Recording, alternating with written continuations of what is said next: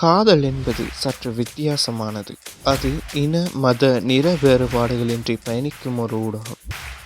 அவ்வாறு அதே வகையில் வயது எனும் நிலையையும் தாண்டி பயணித்த 70 வயது மூத்த தம்பதியினரின் கதைதான் இது.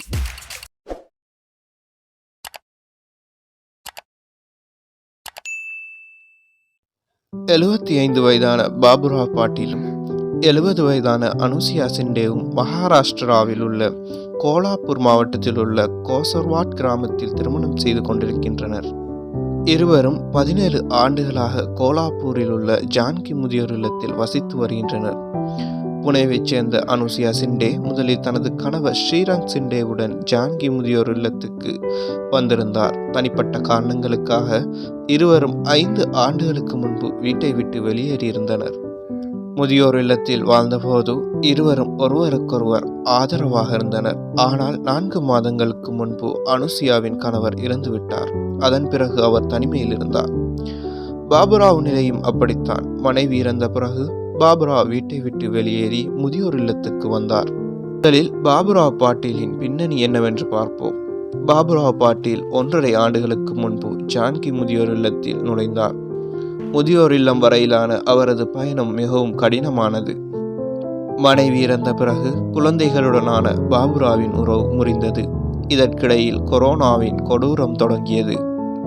அப்படிப்பட்ட சூழ்நிலையில் அவருக்கு கொஞ்சம் ஆதரவு தேவைப்பட்டதால் சில காலம் அண்ணனுடன் தங்கி கடைசியில் முதியோர் இல்லத்திற்கு வர வேண்டியதாயிற்று. 4 மாதங்களுக்கு முன் கணவன் இறந்த பிறகு அனுசுயா தனிமையை உணர்ந்தார். பாபுராவ் பாட்டீலின் நிலைமையும் அப்படித்தான் இருந்தது. பிப்ரவரி 14 காதலர் தினத்தன்று ஒரு கல்லூரியில் முதியோர் இல்லம் மூலம் ஒரு நிகழ்ச்சி ஏற்பாடு செய்யப்பட்டது. அங்குள்ள சூழலை பார்த்த பாபுராவ் பாட்டீல் மீண்டும் திருமணம் செய்து கொள்ள நினைத்தார். நிகழ்ச்சியை முடித்துக்கொண்டு முதியோர் இல்லத்துக்கு திரும்பிய பாபுராவ் அனுசுயா சிண்டே முன் இளைஞனைப் போல தன் காதலை வெளிப்படுத்தினார். காதலை தெரிவித்த போது பாபுராவ் அனுசுயாவுக்கு ரோஜா பூவை கொடுத்தார். ஆனால் அந்த நேரத்தில் அனுசுயா அவரது காதலை ஏற்கவில்லை. அவர் 4 மாதங்களுக்கு முன்புதான் கணவரை இழந்தார். அவர் அந்த சோகத்திலிருந்து இன்னும் வெளிவரவில்லை. அதனால் பாபுராவிடம் சிறிது அவகாசம் கேட்டார். இதற்கிடையில் பாபுராவ் பாட்டீலுக்கும் அனுசுயா சிண்டேவுக்கும் இடையே ஏதோ நடப்பதாக முதியோர் இல்லத்தை நடத்தி வந்த பூஜாரி சந்தேகப்பட்டார். அப்போது பூஜாரி அனுசுயா சிண்டே பாபுராவ் பாட்டீலை திருமணம் செய்து கொள்ளப் போகிறாரா என்று கேட்டார். இதையடுத்து முதியோர் இல்லத்தில் இருவருக்குள்ளும் விவாதம் தீவிரமடைந்தது. அனுசுயா சிண்டே பூஜாரியிடம் திருமணம் செய்து கொண்டால் சமூகம் என்ன சொல்லும், நிறுவனத்தில் அதன் தாக்கம் என்ன என்று கேட்டார். இந்த அச்சம் காரணமாக அனுசுயா சிண்டே அப்போது எந்த முடிவும் எடுக்கவில்லை.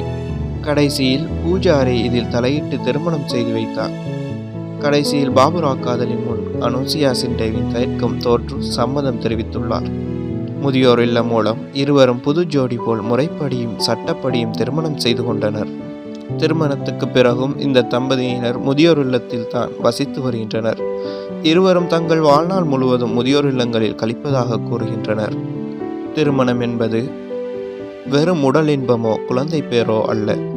ஒருவரை ஒருவர் ஆதரிப்பது. அதனால் தான் முதியோர் இல்லத்தில் வாழ்ந்தாலும் இந்த வயதில் திருமணம் செய்து கொள்ள முடிவு செய்துள்ளோம் என்கிறார் பாபுராவ். அவர் எங்களுக்கு இப்போது மிச்சம் இருக்கும் வாழ்வில் சுக துக்கங்களில் ஒருவருக்கொருவர் ஆதரவாக இருப்பதாக முடிவு செய்துள்ளோம் என்றார்.